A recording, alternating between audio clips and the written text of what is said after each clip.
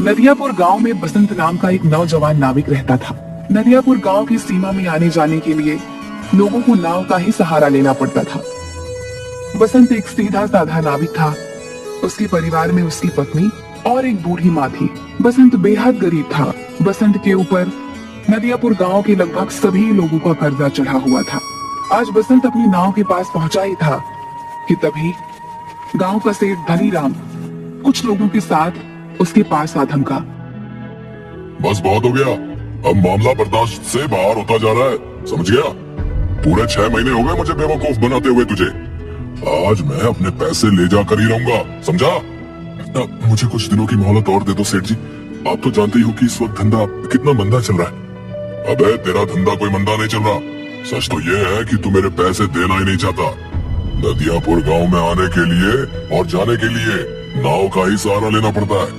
ऊपर से ये इलाका टूरिस्ट इलाके में भी आता है। सैलानियों की कोई कमी नहीं है यहाँ पर। तेरा धंधा मंदा कैसे बढ़ सकता है? सेठ जी, सारे गांव वाले जानते हैं कि मेरी किस्मत कितनी फूटी हुई है। मैं बड़ी मेहनत से पाई पाई इकट्ठा करता हूँ, लेकिन वो पैसे किसी न किसी वजह से मुझसे खर्च हो जाते हैं। बसंत पर सेठ धनीराम बसंत का मजाक उड़ाते हुए अपने लोगों को देखकर बोला, मैं सुना तुम लोगों ने ये बड़ी मेहनत से पाई पाई जोड़कर रकम इकट्ठा करता है और इसे खुद नहीं पता कि इसके पैसे कहाँ खर्च हो जाते हैं। बे? इतना कहकर धनीराम गुस्से से बसंत की ओर देखकर बोला, ये क्यों नहीं कहता कि तू एक नंबर का अय्याश है? सारे पैसे अय्याशी में खर्च कर देता है। बेवकूफ आदमी, तुझे कोई और नहीं मिला बेवकूफ बनाने के लिए? बे? नहीं नहीं, ऐसा मत कहिए सेठ जी। नदियापुर के सारे लोग जानते हैं कि मैं कितना शरीफ हूँ। मेरे घर में मेरी पत्नी और मेरी बूढ़ी माँ रहती है। मैंने तुझसे ये नहीं पूछा कि तेरे घर में कौन कौन रहता है, समझ गया? अरे तेरे घर में तेरी बूढ़ी माँ रहे या तेरी पत्नी, मुझे इससे क्या? मुझे तो बस मेरे पैसे से मतलब है। और रहा सवाल तेरे शरीफ होने का, अरे तूने तो सारे गांव से कर्जा ले रखा है और जहाँ तक मुझे जानकारी है तूने किसी के पैसे नहीं चुकाए। मुझे थोड़ी सी मोहलत और दे दीजिए सेठ जी। मैं वादा करता हूँ कि मैं आपकी एक एक पाई चुका दूंगा। ठीक है, लेकिन इस बार मैं तुझे 10 दिन से ज्यादा की मोहलत नहीं दे सकता। 10 दिन के अंदर अंदर अगर मुझे मेरे पैसे नहीं मिले ना, तो मैं तेरा मकान तुझसे छीन कर तुझे धक्के देकर तेरे मकान से बाहर निकाल दूंगा। समझ में आ गई? इतना कहकर धनीराम वहाँ से चला गया और बसंत अपना मुंह लटकाते हुए अपने काम पर लग गया। शाम को थका हारा बसंत जैसे ही अपने घर पर पहुंचा, उसकी पत्नी बोली, आ गए सेठ जी घर पर। आपके पीछे बहुत सारे मेहमान आपको पूछते हुए आए थे। उन्होंने आपका काफी देर तक इंतजार किया और बेचारे इंतजार करके बहुत थक गए। अभी कुछ देर पहले ही गए हैं। झुमकी, मैं जानता हूँ कि तुम किनकी बात कर रही हो। जब तुम सारी बातें जानते हो तो फिर उन सबके कर्ज क्यों नहीं चुका देते? तुम अच्छी तरह से जानती हो झुमकी, पिछले कुछ सालों से मेरे साथ क्या हो रहा है। मैं जब भी कुछ पैसे जमा करता हूँ वो किसी न किसी तरह से खर्च हो जाते हैं। पिछली बार माँ का पैर टूट गया था, उसके इलाज में कितने पैसे खर्च हो गए। उसके बाद चोट लगने से तुम्हारी पसली फ्रैक्चर हो गई थी, उसके इलाज पर कितने पैसे खर्च हो गए। मैं तुम्हारी बातों को समझती हूँ, लेकिन गांव वाले इस बात को नहीं समझते। उन्हें तो बस अपने पैसों से मतलब है और आखिरकार वो तुमसे कब तक पैसे नहीं मांगेंगे? गांव का मुखिया धमकी देकर गया है, अगर तुमने गांव वालों के पैसे नहीं दिए तो वो तुम्हारी नाव छीन लेगा। और सेठ धनीराम मुझे धमकी देकर गया है कि अगर 10 दिन के अंदर मैंने उसके पैसे नहीं दिए तो वो मुझसे मेरा मकान छीन लेगा। मेरी समझ में नहीं आता कि अब मैं क्या करूं। मेरी समझ में नहीं आता, गांव में जितने भी नाविक हैं उन सब की ऐश की चांदी कट रही है। उन सब के मकान देखे हैं तुमने? ऐसा लगता है जैसे कि वो कोई नाव नहीं बल्कि कोई कंपनी चलाते हो। तुम सारा दिन नदी के किनारे क्या करते रहते हो? कितनी बार कह चुका हूँ झुमकी, टूरिस्ट मेरी नाव में नहीं आते। ये क्यों नहीं कहते कि तुम्हारी नाव में गांव के भूखे नंगे लोग ही आकर बैठते हैं? उनसे तुम्हें कितनी आमदनी होती होगी। तुम अपनी नाव में नदियापुर घूमने आए सैलानियों को क्यों नहीं बिठाते? जितने भी नाविक हैं वो झूठ बोलकर टूरिस्ट को अपनी नाव में बैठाकर सिर्फ उन्हें चूना लगाते हैं और मुझे झूठ बोलना नहीं आता। नहीं चाहिए मुझे हराम की कमाई। अरे सच्चाई के देवता, ये धंधा है। ये क्यों नहीं कहते कि तुम्हें धंधा करना ही नहीं आता? जिसे तुम धंधा कह रही हो मैं उसे अच्छा नहीं समझता। मेरी तो किस्मत ही फूटी हुई है कि मुझे तुम्हारे जैसा पति, बेवकूफ पति मिला। अगर ऐसे ही हाल रहा ना तो वो दिन दूर नहीं कि जिस दिन तुम्हारी नाव भी तुमसे छीन ली जाएगी। उसके बाद मुझे और मांझी को इस घर से धक्के देकर बाहर निकाल दिया जाएगा। उसके बाद अपने सच्चाई के प्रवचन बाहर बैठकर देते रहना। इतना कहकर झुमकी गुस्से से वहां से चली गई। ऐसे ही 10 दिन गुजर गए। 10वें दिन बसंत नदी के किनारे उदास बैठा हुआ गहरी सोच में डूबा हुआ था कि तभी वहां पर धनीराम फिर से आ पहुंचा। याद है ना बसंत, आज तेरा आखिरी दिन है। अब इससे ज्यादा मैं तुझे और मोहलत नहीं दे सकता भाई। शाम को मैं तेरे घर पर आऊंगा वसूली करने के लिए। मेरे पैसे तैयार रखना, नहीं तो अपना बोरिया बिस्तर समेट कर चुपचाप चले जाना। इतना कहकर धनीराम वहां से चला गया। बसंत अपने आप से बोला, अब क्या होगा? पूरे 10 दिन से मेरी नाव में मुश्किल से 20 मुसाफिर भी नहीं बैठे होंगे। मैं धनीराम के पैसे कहाँ से दूंगा? अगर मैंने उसे पैसे नहीं दिए तो वो मेरे परिवार को बेइज्जत करके घर से निकाल देगा। मैं कहाँ जाऊँ, क्या करूँ? बसंत हसरत भरी निगाहों से और नाविकों को देखने लगा जिनकी नाव पर टूरिस्ट सवार थे। तभी बसंत के कानों में एक बूढ़े व्यक्ति का स्वर टकराया। क्या तुम मुझे दूसरी दुनिया के छोर तक छोड़ सकते हो? बसंत उस बूढ़े की बात सुनकर हैरत में पड़ गया। लगता है आपका दिमाग खिसका हुआ है बाबा। ये कैसी बातें कर रहे हैं आप? मेरा कहने का मतलब ये है बेटा, तुम मुझे इस नदी के दूसरे किनारे पर छोड़ देना।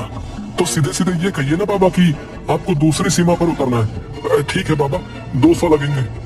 मैंने सुना है कि तुम बूढ़े और गरीब यात्रियों से पैसे नहीं लेते हैं। सही सुना है बाबा, लेकिन क्या करूं? लगता है मुझे अपने नियम और कायदे बदलने पड़ेंगे। चाहे कितनी भी मुसीबत क्यों ना आ जाए, अपने उसूल इंसान को कभी नहीं बदलने चाहिए।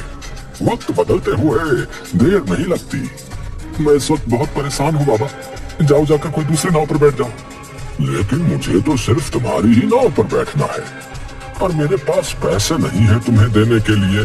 अगर तुम मुझे वहाँ तक छोड़ दोगे तो मैं तुम्हारा एहसानमंद रहूंगा। मेरी पत्नी वहाँ पर इंतजार कर रही है। बूढ़े की बात सुनकर बसंत को बूढ़े के ऊपर तरस आ गया था। ठीक है बाबा, मैं तुम्हारा दिल नहीं तोड़ूंगा। आइए बैठिए, जहाँ आपको जाना है मैं आपको वहाँ छोड़ दूंगा, ठीक है? बसंत की बात सुनकर वह बूढ़ा रहस्यमयी अंदाज में मुस्कुराते हुए बसंत की नाव में बैठ गया। बसंत की नाव नदी के बीच में पहुंची ही थी कि तभी वो बूढ़ा बसंत से बोला, बस मुझे यहीं तक छोड़ दो। बाबा पागल हो गया क्या? यहाँ पर तो सिवाय पानी के अलावा कुछ भी नहीं है। जो मुझे नजर आ रहा है वो तुम्हें नजर नहीं आएगा बेटा।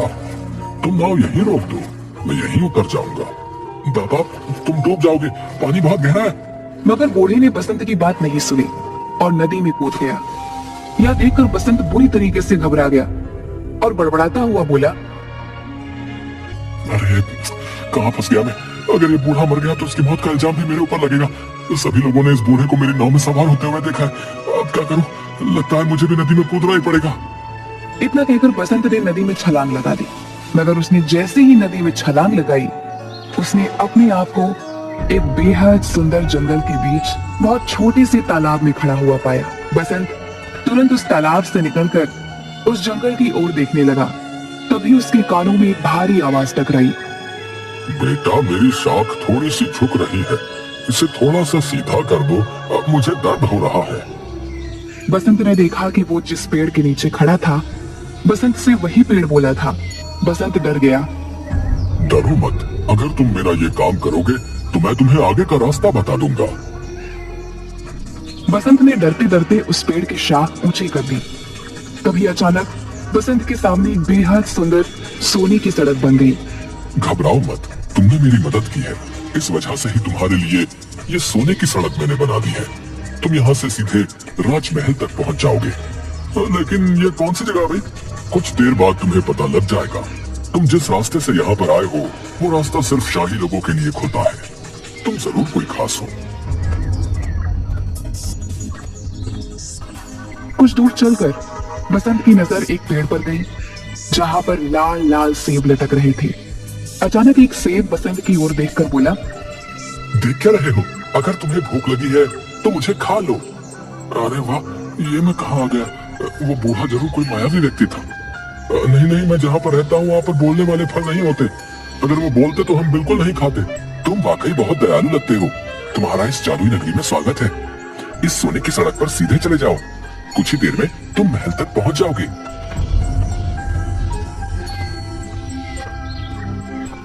कुछ ही देर में बसंत एक आलीशान महल के सामने पहुंच गया। तभी उसके कंधे पर पीछे से किसी ने हाथ रखा। बसंत ने देखा तो सामने वही बूढ़ा खड़ा उसे देखकर मुस्कुरा रहा था। कौन हो तुम और ये कौन सी जगह है? अचानक वह बूढ़ा एक बेहद सुंदर राजकुमार में तब्दील हो गया। ये सारा का सारा राज्य मेरा है। तुम पृथ्वी पर नहीं बल्कि दूसरी एक जादुई दुनिया में हो। दूसरी दुनिया में? मैं कुछ समझा नहीं। दरअसल नदियापुर गांव की नदी के बीच एक दूसरी जादुई दुनिया का द्वार खुलता है। ये एक जादू की दुनिया है। तुम्हारा महल तो बिल्कुल सोने का मालूम होता है। यहाँ के दरवाजे, यहाँ तक कि सैनिक भी सोने के ही मालूम होते हैं। सोने के मालूम नहीं होते, ये सोने के ही है। मैं तुम्हें बहुत दिनों से नाव में बैठा हुआ उदास देख रहा था।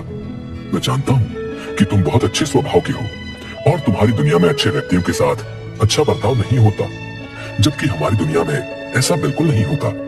इसलिए मुझे लगा तुम्हारी मदद करनी चाहिए।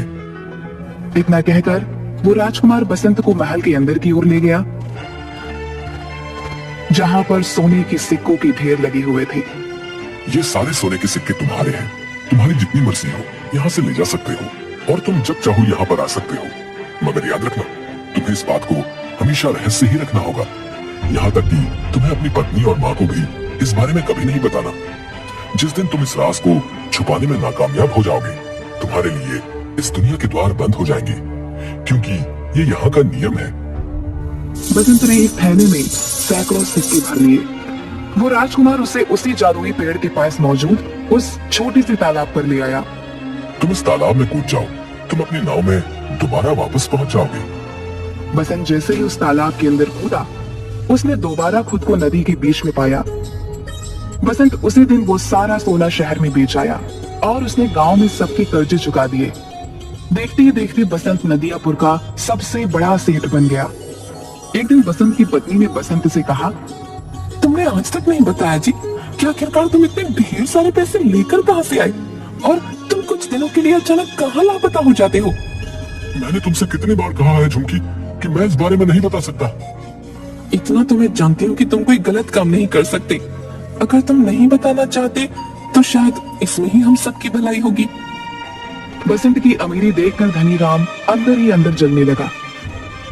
एक दिन उसने अपने खास आदमी भीमा से कहा, मेरी समझ में नहीं आता भीमा कि ये बसंत रातों रात अमीर कैसे बन गया। मैं सोच रहा था कि इसके मकान और उसके नाव पर कब्जा कर लूंगा, लेकिन इसने तो मेरे सारे पैसे लौटा दिए।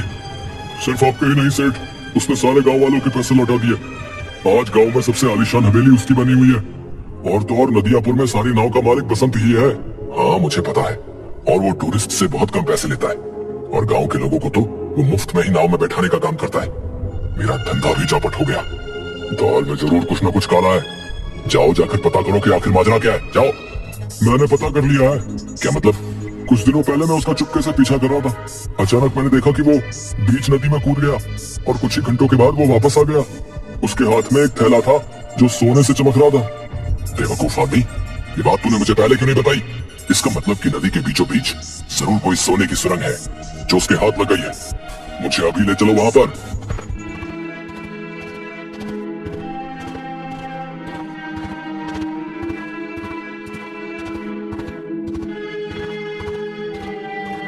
कुछ ही देर में सिर्फ धनी राम और भीमा नदी के बीच पहुंच गए। क्या तुम्हें यकीन है भीमा की बसंत यहीं कूदा था? जी, मैंने उसे ठीक इसी जगह छलांग लगाते हुए देखा था। तो फिर देर किस बात की है भीमा?